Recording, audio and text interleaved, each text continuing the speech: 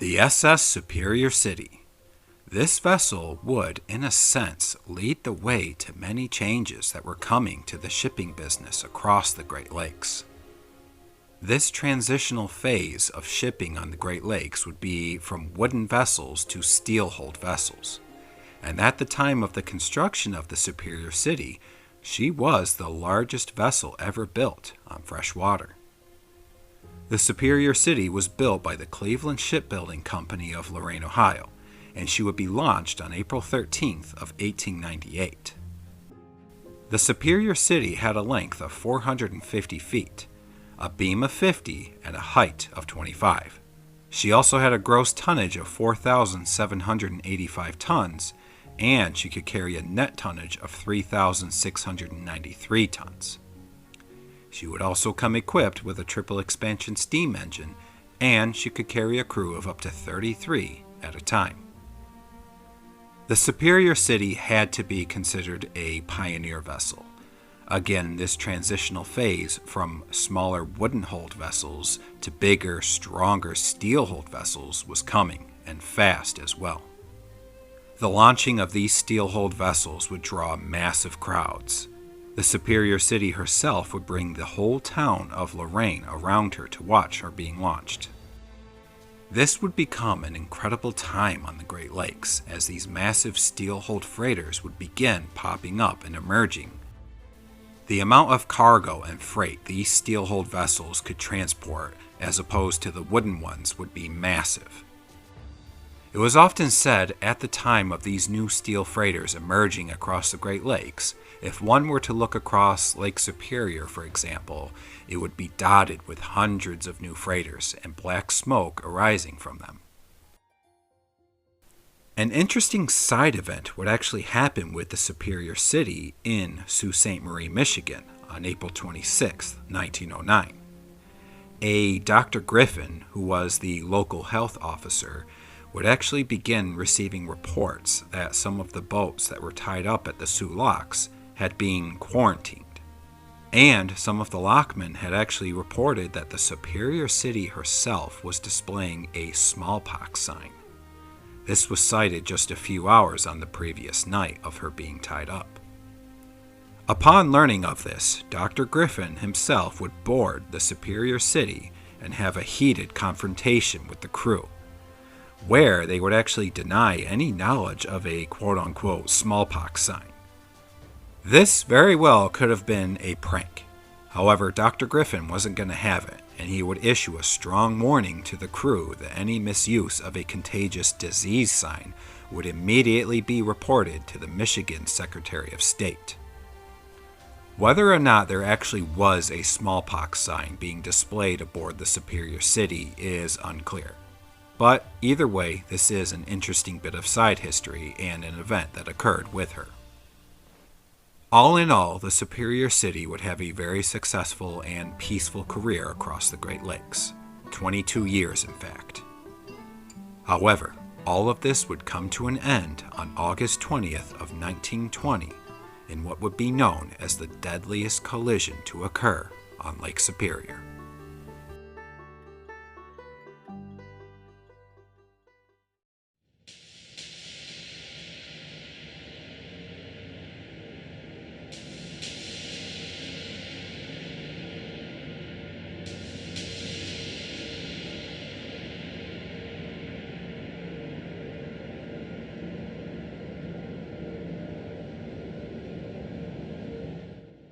Now, unfortunately, ship collisions were actually quite a common occurrence on the Great Lakes in the 1900s, this being for a few different reasons. One of them, dense fog and intense weather flare-ups, the lack of any modern technology such as radar or GPS, and especially high volume or traffic in narrow shipping lanes on the Great Lakes. These ships out on the Great Lakes were essentially blind at times as they were trying to navigate the water. This brings us to the horrible collision of the Superior City and the Willis L King.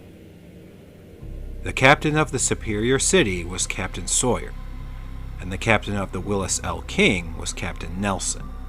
Both of these captains would go on to offer conflicting statements about this terrible collision. At around 9 p.m. on August 20th of 1920, both of the steamers Superior City and Willis L King would collide in a terrible collision in Whitefish Bay on Lake Superior. In the ensuing moments of the collision, Captain Sawyer, second mate G.G. Lent, and watchman Peter Jacobson were in the forward part of the ship. They would jump for their lives overboard. Captain Sawyer would later be found clinging to a life preserver which he had no time at all to put on. The second mate G.G. Lent was also found clinging to the bottom of a capsized lifeboat from the Superior City. The watchman Jacobson, on the other hand, would be dragged down with the ship's suction. However, he eventually would fight his way back to the surface. He would go on to swim for about 20 minutes until the Willis L King's lifeboat would eventually pick him up. Boatswain Walter Richard was actually asleep in his bunk when this collision would happen. He was only wearing long underwear at the time, and when the alarm bells went off, he ran to the deck. Moments later, the inrushing of cold water on the boilers would cause the terrible explosion. This explosion would throw him overboard, along with blowing off his long underwear. 29 people would be killed almost instantly in the explosion. 28 of them were men, and one of them was a woman. At the time of the collision, the Superior City was actually downbound and heavy loaded with 7,600 tons of iron ore, which she had previously been loaded at Two Harbors, Minnesota. Meanwhile, the steamer Willis L King was upbound and light after unloading ore at Ashtabula, Ohio. The explosion from the inrushing of cold water onto the boilers nearly blew the vessel's stern completely off. The collision itself nearly cut the Superior City as well in half. Not long after the immediate collision of the Superior City, the crew members would struggle to lower the lifeboats in the chaos.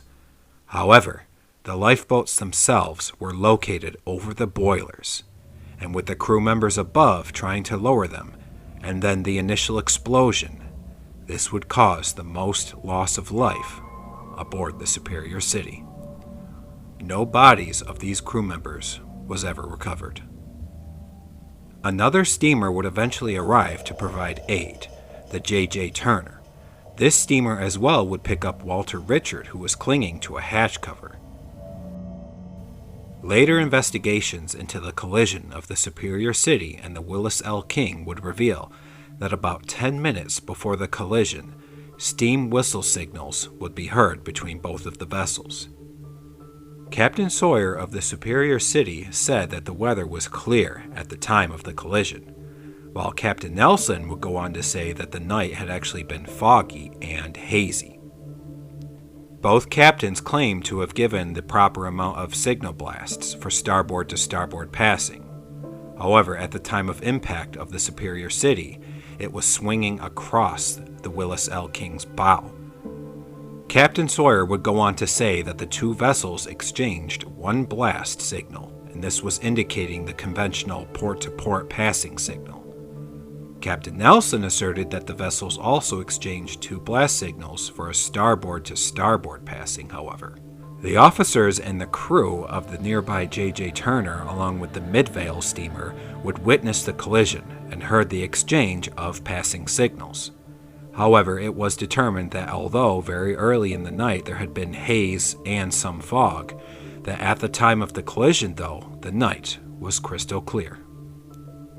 Finally, after many months of investigations and litigations, the United States District Court, the Western District of Wisconsin, Judge C.Z. Luce, would go on to rule that both masters of their ships were guilty in failing to follow the rules of the road. Underwriters and proctors would go on to say that the value of the Superior City was around $300,000 at the time, and her tonnage was also valued at $42,922. To dive the Superior City is considered an advanced technical dive. Her wreck lies in about 190 to 270 feet of water on the bottom of Whitefish Bay in Lake Superior.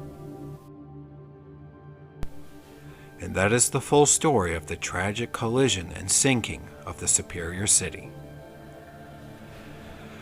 Well, right off the bat, what a terrible loss of life. 29 lives gone just like that. And the fact that while everybody was aboard frantically trying to lower the lifeboats, that they were located above the boilers.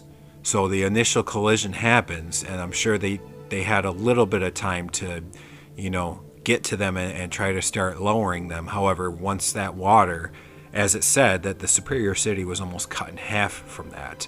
So it probably wasn't super long before the water finally reached the boilers, and then just boom. Those poor people were gone, and then I'm sure there were still other people that were in the ship as well that weren't able to make it on the top end of the ship yet, or like other people think that the suction just, if everybody wasn't immediately killed right away in the explosion, though many were, the suction as she went down with a vessel that big pulled them under. Just terrible, very sad, very tragic.